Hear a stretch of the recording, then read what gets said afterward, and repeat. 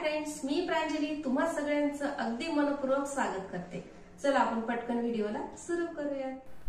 आजच्या व्हिडिओमध्ये आपण गाड्यावर मिळते तशी सेम चवीची पनीर भुर्जी घरी बनवतोय, जी तुम्ही चपाती सोबत खाऊ शकता किंवा पावा सोबत। पनीर भुर्जी बनवण्यासाठी मी इथं 100 ग्रॅम पनीर घेतले। तर हे अगोदर आपण खिसणीने खिसून घेऊयात। खिसते वेळी खूप बारीक साइडने सुद्धा खिसायचे नाही आणि खूप जास्त मोठ्या साइडने सुद्धा खिसायचे नाही।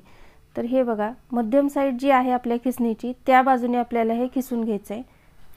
इथे मी 100 ग्रॅम पनीर घेतले, त्यामध्ये 2 ते 3 लोक अगदी आरामात जेवतात।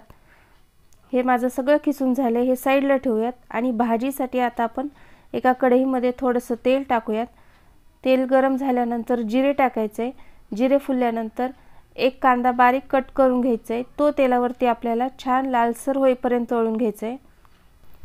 मी इथं फक्त तेलाचा वापर केलाय, जर तुम्हाला आवडत असेल तर तुम्ही तेल आणि बटर दोन्ही यामध्ये कांदा परतू शकता। त्यानंतर थोडीशी आपल्याला हिरवी मिरची टाकायची। त्यानंतर आलं आणि लसूण मी दोन्ही एकत्रित जाडसर असं कुटून घेतले, ते त्यामध्ये टाकूयात। हे बघा, आता कांदा छान लालसर झालाय। आता टोमॅटो, एक छोटा टोमॅटो कट करून घेतलाय, तो सुद्धा आपल्याला परतून घ्यायचा आहे।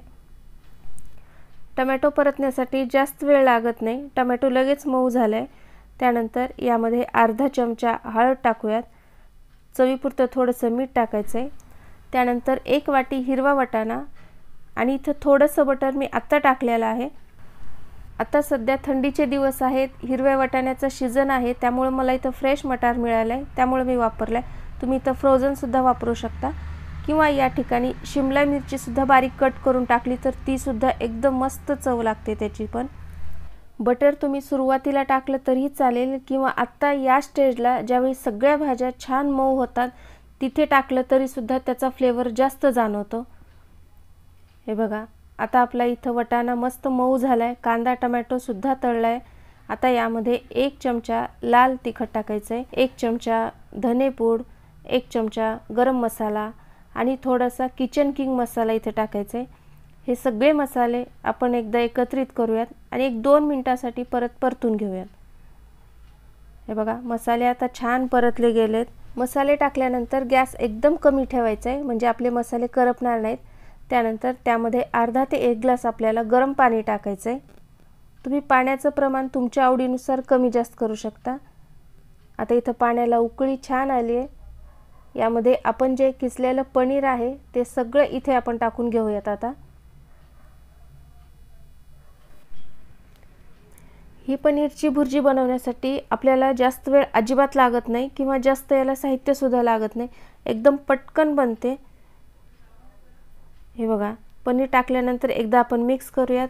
मीडियम गॅसवरती याला 1 उकळी येऊ द्यायचे आणि सगळ्यात शेवटी मी आणखीन थोडंसं बटर यामध्ये टाकून घेते। ही पनीर भुर्जी जास्त वेळ शिजवायची सुद्धा गरज नाही आपल्याला, फक्त याला 1 उकळी येऊ द्यायचे। पनीर खूप सॉफ्ट असतं, त्यामुळे पटकन ही भाजी मऊ होते। आता गॅस बंद करूयात। त्यावरची बारीक कट केलेली कोथिंबीर आणि गरमागरम इथं पनीर भुर्जी खाण्यासाठी तयार आहे। ही तुम्ही पावासोबत खा किंवा चपाती सोबत खा, एक नंबर लागते। व्हिडिओ आवडला तर नक्की लाईक करा, जास्तीत जास्त शेअर करा।